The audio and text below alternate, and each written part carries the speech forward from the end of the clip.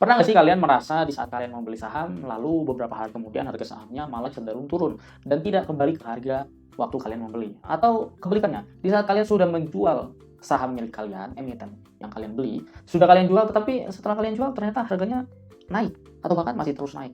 Sehingga kalian menyesal, mengapa ya menjual, kenapa ya nggak ditahan aja supaya mendapatkan profit yang lebih banyak. Untuk itu kalian harus tahu bagaimana cara menentukan area beli dan area jual yang paling efektif. Tonton video ini untuk tahu jawabannya. Kali ini saya akan membahas tentang cara menentukan area buy dan area sell yang baik menurut saya. Yang pertama, bagaimana cara menentukan area buy dan area sell versi kalian? Ketik di kolom komen bagaimana cara menentukannya. Kalau udah komen, lanjut videonya. Area buy dan area sell merupakan hal yang sangat penting. Ini merupakan strategi dasar untuk kita meminimalisir batas kerugian serta memperoleh keuntungan dalam berinvestasi. Area buy. Saat membeli suatu saham, kita harus menentukan area buy yang baik sehingga mengurangi resiko nyangkut atau kerugian yang banyak. Tentunya jangan sampai kita membeli di harga mahal, jual di harga murah. Itu namanya kita rugi. Kita beli barang 100.000, lalu kita jual 80.000, kita rugi 20.000. Sebisa mungkin kita beli barang yang 100.000, tapi bisa jual 150.000, bisa jual 200.000, bahkan bisa jual sampai 1 juta untuk mendapatkan profit atau keuntungan yang lebih banyak. Yang pertama adalah buy on support. Ini udah pasti basic, kalian tahu lah ya. Dimana suatu saham itu ada support, ada resistance sesuai di gambar ini. Sebisa mungkin untuk kalian beli itu di area-area support. Ini merupakan cara yang pertama. Ada orang tipe yang seperti ini, buy on support, atau bisa dikatakan juga buy on weakness, BOW gitu. Jadi dia membeli di area support. Jadi katakanlah di sini ada support pertama, lalu kita bisa melakukan pembelian di saat dia di area support sebelumnya, di area sini. Kenapa buy on support ini menarik? Karena risikonya rendah. Kalau kita beli di sini, tinggal kalau dia turun sedikit aja, kita langsung cut loss. Nah, begitu juga begitu dia di atas, begitu resistennya di break ya, begitu resistennya di break di panah warna merah ini, resisten itu akan become support.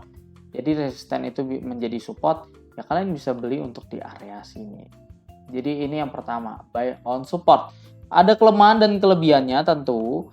Kalau buy on support itu dimana kelebihannya resikonya lebih rendah, cuman kelemahannya itu belum tentu di saat suatu emiten lagi di support, keesokan harinya atau lusanya langsung naik, itu belum tentu. Biasanya terjadi yang namanya sideways dulu di support. Jadi di area support, katakanlah supportnya 100 sampai 110 range-nya. Dia akan di situ dulu 100 sampai 110, nggak kemana-mana dulu sampai kadang kita bosen dan akhirnya kita jual BEP, malah besoknya naik. Itu dari buy on support. Next, selanjutnya adalah buy on breakout. Buy on breakout ini dimana di saat suatu pattern sedang terjadi, baik itu pattern cup and handle, inverted head shoulder, maupun dia ngebreak suatu resisten gitu ya, kita bisa membeli saat dia sudah konfirmasi breakout gitu. Jadi kalau tadi di support itu kita seperti menduga-duga, wah support sebelumnya di 100 nih, 2 minggu yang lalu dia kalau di harga 100 itu rebound, ya udah deh, sekarang lagi ada di 100 ya, saya beli lagi deh, siapa tahu rebound. Itu kan seperti sedikit menebak-nebak ya, sedikit. Nah kalau buy on breakout ini confirm, jadi sudah membentuk pattern cup and handle, udah breakout, tentu dengan volume yang gede, yang pendukung-pendukung lain, makanya bisa beli untuk buy on breakout. Nah kelebihannya itu udah confirm suatu patternnya, kelemahannya bisa kadang terjadi false breakout, jadi dia seolah-olah breakout tetapi malah nggak breakout.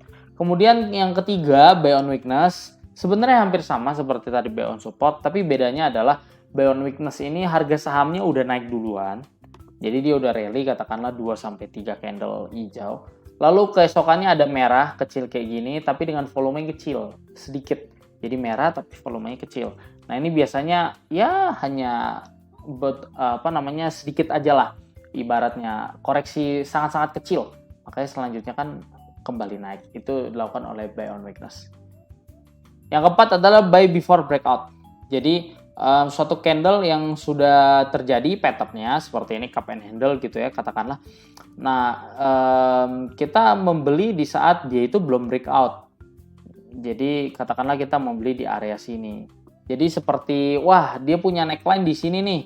Wah dia dikit lagi nyentuh neckline, ya udah beli nanti break neckline berarti dia breakout.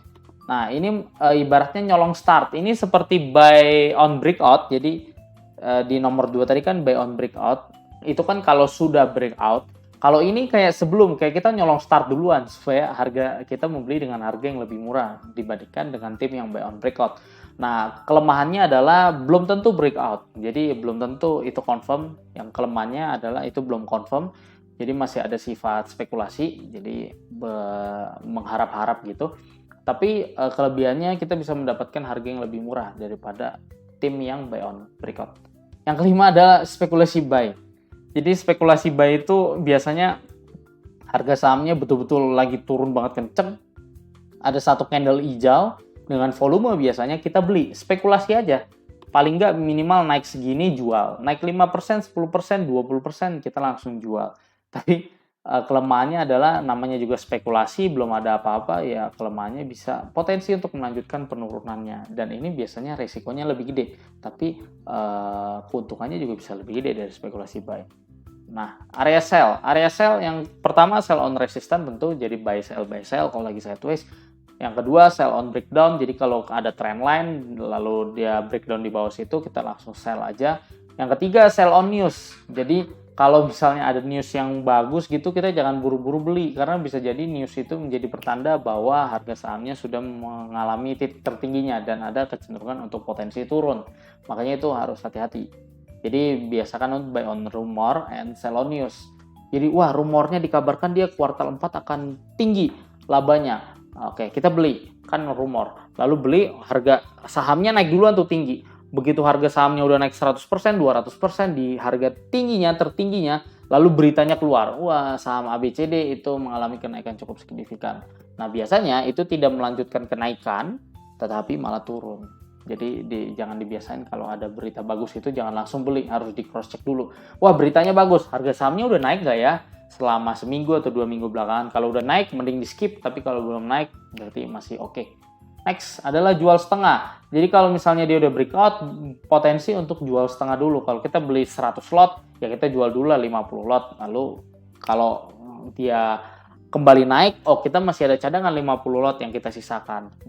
Tetapi kalau dia turun atau false breakout, kita paling enggak 50%-nya udah taking profit, udah dapat untung. Nah, area buy dan area sell ini membantu kita untuk memperbesar kemungkinan untuk profit, mengurangi risiko. Tapi itu hanya memperbesar dan mengurangi. Jadi nggak ada area buy dan area sell yang sempurna, yang 100%. Kalau saya menggunakan teknik ini pasti profit, saya menggunakan teknik ini pasti nggak bakal rugi. Itu nggak ada. Makanya area buy dan area sell ini ditentukan kalian kira-kira tipe yang mana sih, buy on weakness kah atau buy on breakout, buy before breakout, begitu juga yang jual waktu patah tren kah, waktu koreksi kah, atau tipe yang jual setengah. Komen di bawah ya. Jangan lupa untuk like, comment, subscribe, and join Telegram kita, and see you in next video. Bye bye.